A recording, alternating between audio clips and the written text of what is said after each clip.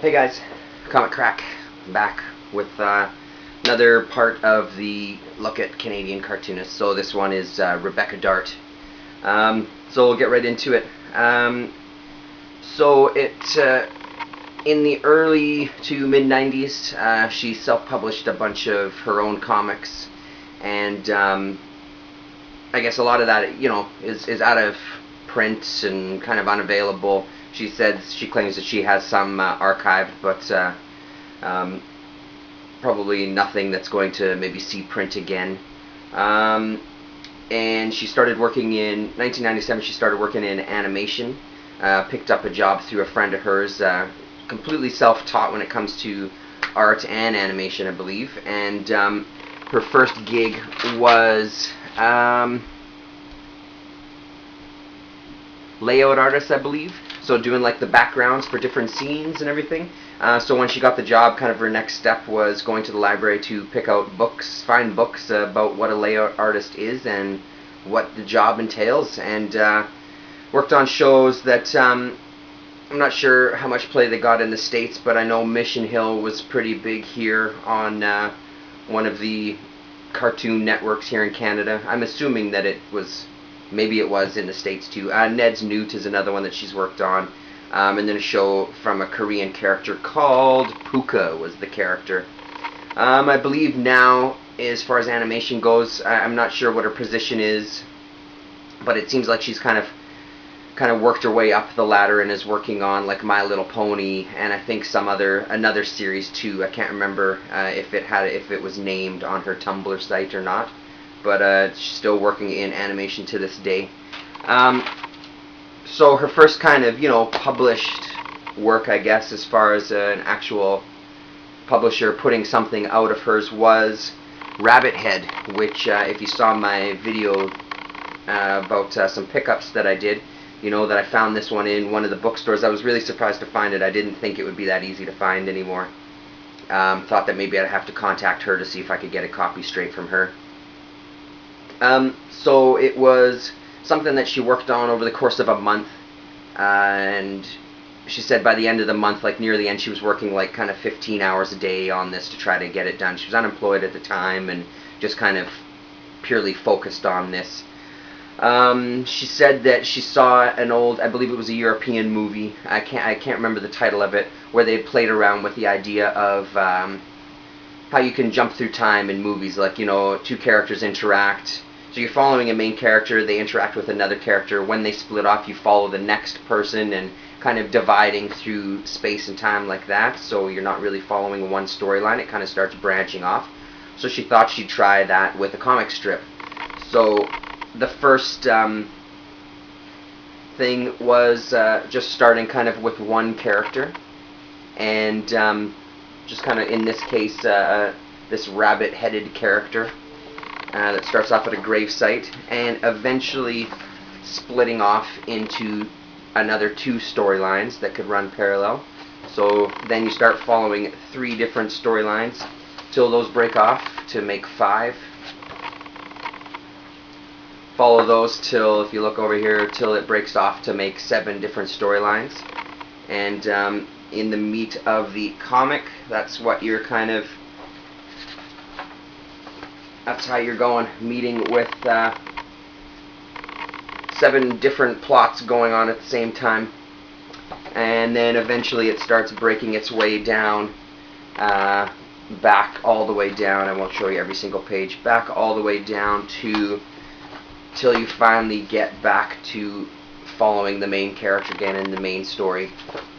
And the whole thing ends where it began, so kind of creating this loop that you could just watch or read over and over again. Super interesting way to do it. Like I said, kind of the idea of playing with time in comic books, because obviously you can follow one story through the whole way, or you can kind of try to follow each one at the same time and see what's going on and how they relate to one another, and just a really, really cool idea. She ended up winning an INKSTUDS award for this, for Best New Comics Creator. She also made 10 scroll versions of this that she gave to her friends. The finished scroll, I believe, was 13.5 feet long, and you kind of unroll it, and I believe there's pictures online, probably on her Tumblr, which there'll be some links in this video where you can maybe find some photos. Yeah, so that was that one. Just really, really unique idea, and very excited that I actually hunted one down. And then Fantagraphics had this Blood Orange anthology that she had 2 stories in. This one, she explained that it was kind of like, I believe this one was the one that was a last-minute kind of creation of hers, where she drew up this background, photocopied it a bunch of times, and then put characters interacting with the background environment for the rest of the comic strip. Yeah, this one didn't blow me away. I mean, it's kind of neat, and she kind of claims the same thing, that she likes it. It's not her favorite thing, I believe, is what she said that she's done, but she didn't kind of rave about it.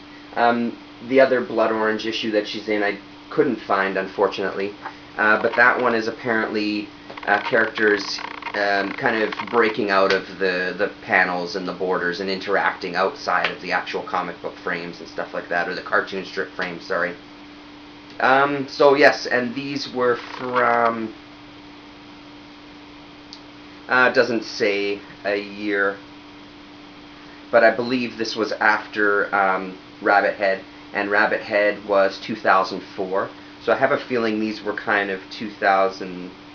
Oh yeah, there we go. January 2005 is what this issue was. So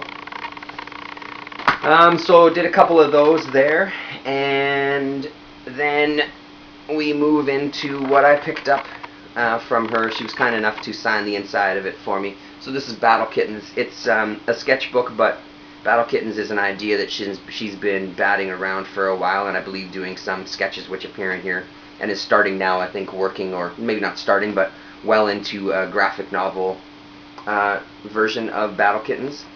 So what we get in this is a lot of just pages from her sketchbook, and it's super cool because you really get a chance to see her flex her artistic muscle there, because she works very well in a few different styles. Obviously it's all kind of in the fantasy type of realm, but really, really fantastic to see all these kind of detailed demons and monsters and these creatures and stuff, and hopefully you can see that there. I'll bring it a bit closer. And then go into a comic strip.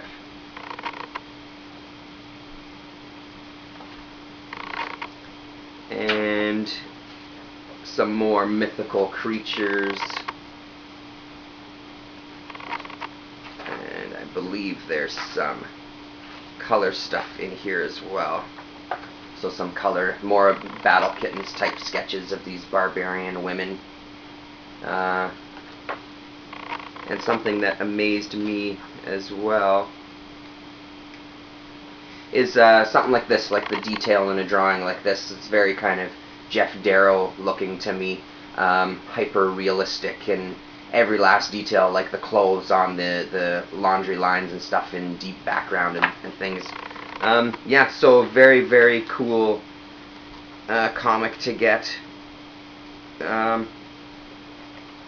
and then it kind of ends off with another short story comic strip. So yes, so it'll be great to see what happens with Battle Kittens. We'll see, I guess.